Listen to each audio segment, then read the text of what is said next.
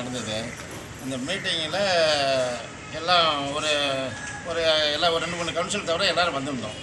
வந்திருக்கும்போது என்ன எங்கள் அது நான் கேட்டேன், குறிப்பாக என் வார்டு 14வது வார்டுக்கு ஒரு 2, 3 சந்து, சின்ன குறுகிய சந்துக்கு ரொம்ப நாளாக நான் ரோடு கட்டிகிட்டு இருக்கிறேன், நீங்கள் எதுவுமே கண்டுக்க மாட்டேங்கிறீங்களே அப்படின்னு கேட்டதுக்கு ஃபண்டு வட்டும் பார்க்கலாம் அப்படின்னாரு.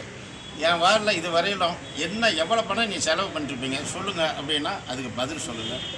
சில விஷயம் நீங்கள் எதுவுமே யாரையும் கான்டாக்ட் பண்ணாத, கலந்துக்காத நிறைய முடிவு எடுக்கிறீங்க, இது சரியாக இருக்குமா இது அப்படின்னு கேட்டதுக்கு எல்லாம் கலந்து கேட்டுலாம் செய்ய முடியாது அப்படின்னு ஒரு இதாக பேசினார்.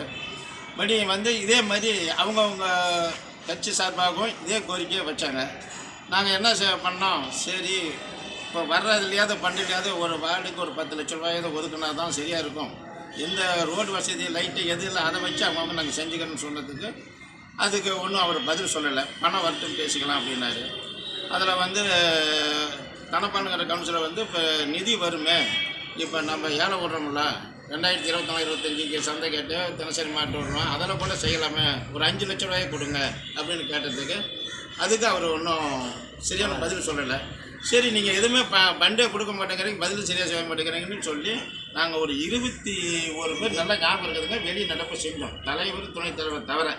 சரி இவங்க என்ன பண்ணுறாங்கன்னா அந்த மினிட் புக் வச்சு வீட்டுக்கு கொண்டு போய் ஒவ்வொன்று 2 நான் அப்படி கூப்பிட்டு ஒரு 7-8 கையெழுத்து, ஒரு 9-10 கையெழுத்து வாங்கின மாதிரி ஒரு தகவல், அதில் எங்கள் கையெழுத்தும் போட்ட மாதிரி பேசிக்கிறாங்க. உண்மையாக பொய்யான்னு தெரிஞ்சுக்கலாம்னு ஆஃபீஸுக்கு கரையிலேருந்து 10 மணிலேருந்து இன்னவர்கள் நாங்கள் ஒரு 17 கவுன்சிலர் வெயிட்டிங் இருந்துக்கிட்டு அந்த கமிஷனருக்கு மேனேஜருக்கு ஃபோன் போட்டால் வரேன்னு வரலை.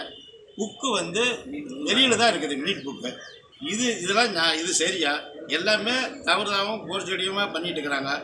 இது விரைவில் இது நம்பிக்கையில்லா தீர்மானம் பண்ணுற இந்த நகராட்சி இந்த போர்டு கிடைக்கப்பட மாதிரி ஒரு சூழ்நிலை வரணும். இவரை வச்சு இந்த நிர்வாகம் தாராளமாக சரியாக செயல்படாது. இது நாங்கள் கலெக்டர்கிட்டையும் மனு கொடுக்கலான்னு இருக்கிறோம்.